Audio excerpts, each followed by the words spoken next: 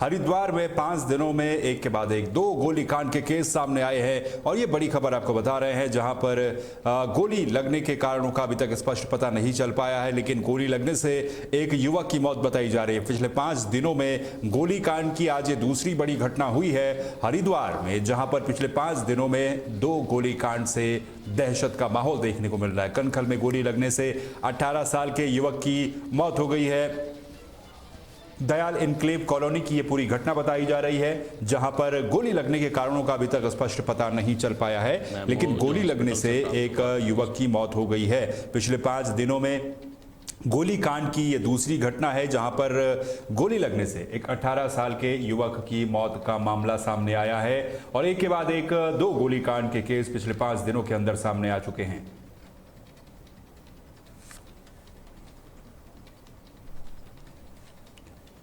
उसमें यह बताया गया कि एक युवक जिसकी उम्र 18 साल है, सुमित चौधरी, जो कनखल क्षेत्र का रहने वाला है, उसको उसी के साथ ही कुछ लोग यहाँ आके एडमिट करा के गए हैं।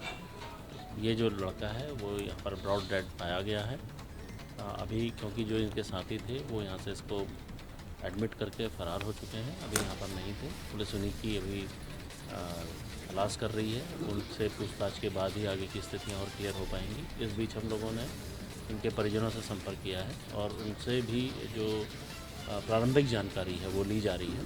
तो युवक है, सुमित के चेस्ट पे बाईं साइड में एक गोली लगी है और अभी बाद पीएम ये बात क्लियर हो पाएगी कि उसकी वजह से कितना डैमेज हुआ है। तो इसको यहाँ पर एडमिट करके लाए हैं, उसी से पूछताछ के बाद चीज़ें। और हरिद्वार के एसएसपी का बयान भी आप इस पूरे मामले में सुन रहे थे। फोन लाइन का रुख करेंगे हमारे साथ ज्यादा जानकारी के लिए मनीष कागरान हरिद्वार से हमारे संवाददाता जुड़ चुके हैं। मनीष, गोलीकांड की एक और घटना हरिद्वार में सामने आई है, जहां पर एक युवक की मौत हुई है। पहले तो क्या कुछ अपडेट है और क्या पुलिस कहती है फिलहाल इन गोलीकांड को लेकर? बिल्कुल दिग्विजय, एक ये जो घटना हुई है इससे बिल्कुल सनसनी फैल गई है हरिद्वार के अंदर, क्योंकि जिस तरीके से आप देखें 5-6 दिनों के अंदर 2 गोलीकांड देखने को मिले हैं, कहीं ना कहीं हरिद्वार में इस समय दहशत का माहौल है। इससे पहले भी करतारपुर में एक युवक को गोली मार दी गई थी, हालांकि पुलिस ने जो आरोपी था उसको गिरफ्तार कर लिया था। पर ये जो कल रात जो घटनाक्रम हुआ है, इसमें युवक को जो गोली लगी है उसमें उसकी मौके पर ही मौत हो गई थी। सबसे बड़ी इसमें बात ये थी कि उसके जो दोस्त थे वो उन सबको, उसको युवक को हॉस्पिटल के अंदर लेकर के आए और उन्हें उसको एडमिट करवाया और उसके बाद वो जो दोस्त थे वहां से फरार हो गए।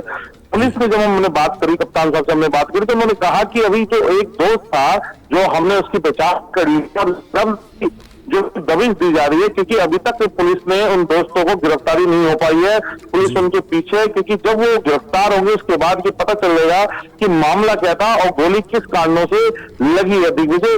पर इससे कहीं ना कहीं एक दहशत का माहौल है, क्योंकि धर्म नगरी हरिद्वार है जो कभी भी एक शांतिपूर्ण इलाका है, जिसके लिए जानी जाती थी। पर जिस तरीके से 5-6 दिन में 2 गोलीकांड हुए हैं, तो कहीं ना कहीं एक तरीके लोगों के मन में बहुत सवाल उठ रहे हैं दिग्विजय। जी बिल्कुल मनीष, एक सवाल ये भी उठता है कि अभी तक कारणों का पता तो नहीं चल पाया है इस मामले में। जो दोस्त लेकर के आए थे उनको भी अभी पुलिस पकड़ नहीं पाई है, जबकि बैक टू बैक जैसा कि आप बता रहे हैं कि 5 दिनों में 2 गोलीकांड हो चुके हैं। ऐसे में हरिद्वार के जो रहने वाले लोग हैं उनको भी कहीं ना कहीं चिंता होगी कि उनकी सिक्योरिटी, उनकी सुरक्षा किस तरीके से हरिद्वार में अगर इस तरीके से गोलीकांड हो रहे हैं। देखिए कई सारी चीजें हैं कि सबसे पहले कि ये समझ में नहीं आ रहा कि जो इतने हथियार हैं ये हरिद्वार के अंदर किस तरीके से है लोगों के पास। दूसरी बात ये भी सबसे बड़ी बात ये हो रही है कि ये जिस तरीके से लगातार जो गोलीकांड हो रहे हैं, पुलिस इन पे क्यों नहीं सख्ती कर रही है? क्योंकि आप देखिए, अगर कोई गोलीकांड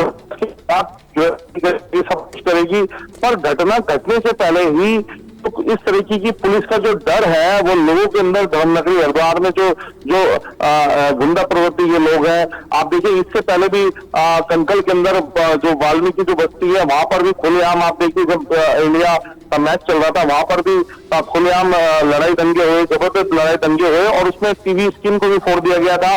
तो कहीं ना कहीं आप देखिए हरिद्वार के अंदर लगातार इस तरह की जो घटनाएं चल रही है और इन घटनाओं से कहीं ना कहीं जो पुलिस का जो डर होता था, जो भय होता था लोगों के अंदर, जो दहशतगर्द है उनके अंदर जो डर होता था वो कहीं ना कहीं खत्म होते हुए नजर आ रहा है।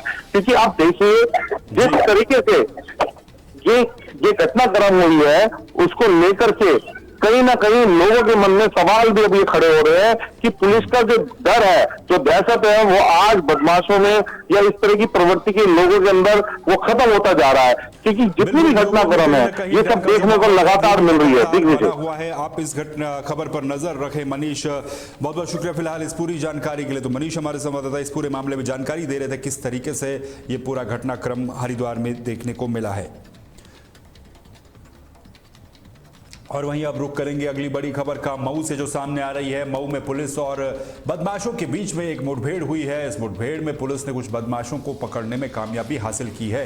ये बड़ी अपडेट आपको बता रहे हैं मऊ से, जहां पर पुलिस और बदमाश के बीच मुठभेड़ हुई है और पुलिस ने इस दौरान एक इनामी बदमाश को, जिसका नाम राजन यादव है, इसके पैर में गोली मार करके इसको पकड़ने में कामयाबी हासिल की है। 15,000 का इनामी बदमाश राजन यादव और इसका गैंग, इसके साथ मुठभेड़ पुलिस की हुई है।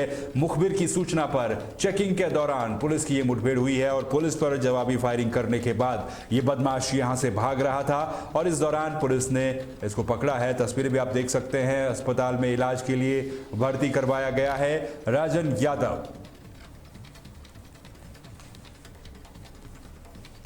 जाफरी गांव में यूनियन बैंक की डीसी में कुछ दिन पहले राकेश कुमार जो एजेंट था वो कार्यरत था, उससे जो है 4 युवकों ने लूट की घटना की थी और 49,000 रुपये लूट लिए थे।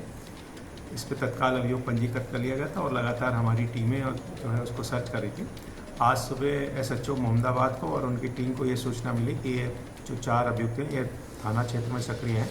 जब इनकी सुबह 4 बजे घेराबंदी की गई तो इनके द्वारा जो है भागने का प्रयास किया गया और जब उनको रोकने का प्रयास किया गया तो इनके द्वारा पुलिस पर फायर किए गए।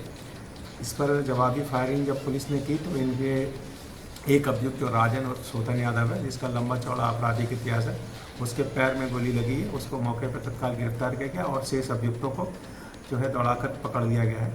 इसमें जो अभियुक्त हैं उनसे अवैध तमंचे, 2 मोटरसाइकिल और लूट के लगभग 17,000 रुपये जो है बरामद किए गए। ये शातिर अभियुक्त हैं और इनकी गिरफ्तारी पर पुलिस अधीक्षक महोदय ने 15,000 रुपये जो है। तो पुलिस और बदमाशों के बीच में ये मुठभेड़ हुई है। फोन लाइन का रुख कर लेते हैं। उमाकांत त्रिपाठी हमारे संवाददाता मऊ से हमारे साथ जुड़ चुके हैं। उमाकांत, किस तरीके से ये जो मुठभेड़ हुई है इसको लेकर के क्या कुछ अपडेट और क्या कुछ जानकारी आपके पास है?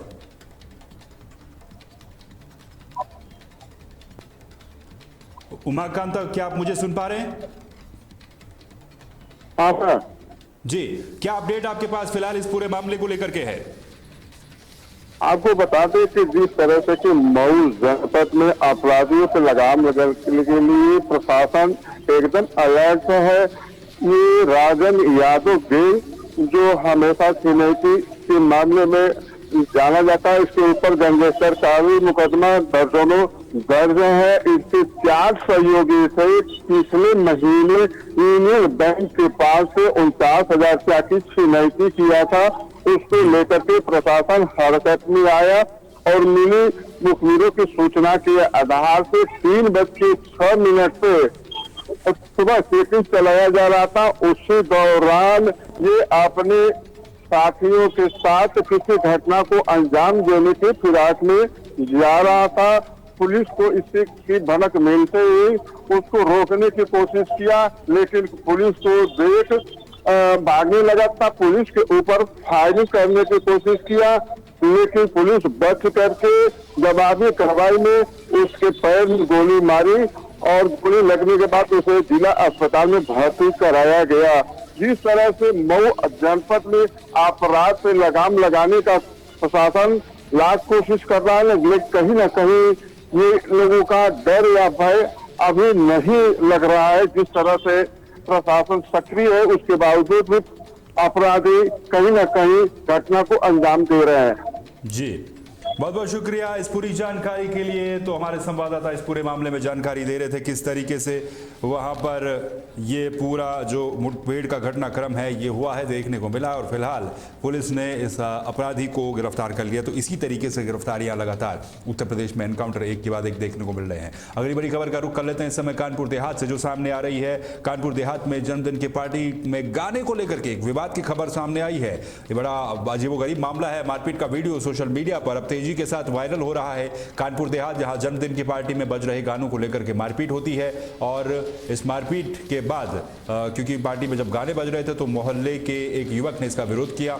डीजे बंद न करने पर दबंग युवक ने घर पर हमला किया जो लोग पार्टी कर रहे थे वहां पर, और दोनों पक्षों के बीच जमकर लाठी डंडे चले। कई लोग घायल बताए जा रहे हैं और इसका वीडियो भी सोशल मीडिया पर वायरल है।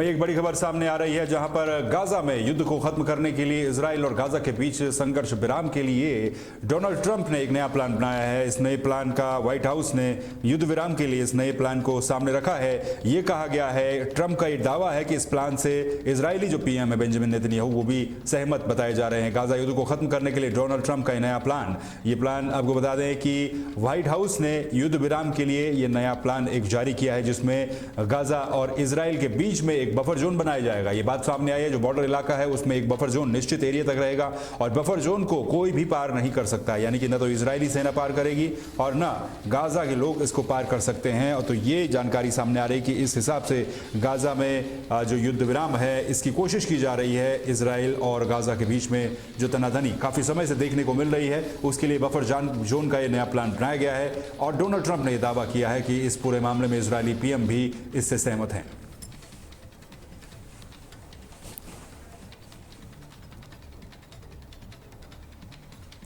और ब्रेकिंग न्यूज में फिलहाल के लिए बस इतना ही। बाकी खबरों के लिए और अपडेट्स के लिए आप लगातार बने रहिए तहलका डिजिटल के साथ। मुझे दीजिए इजाजत, नमस्कार।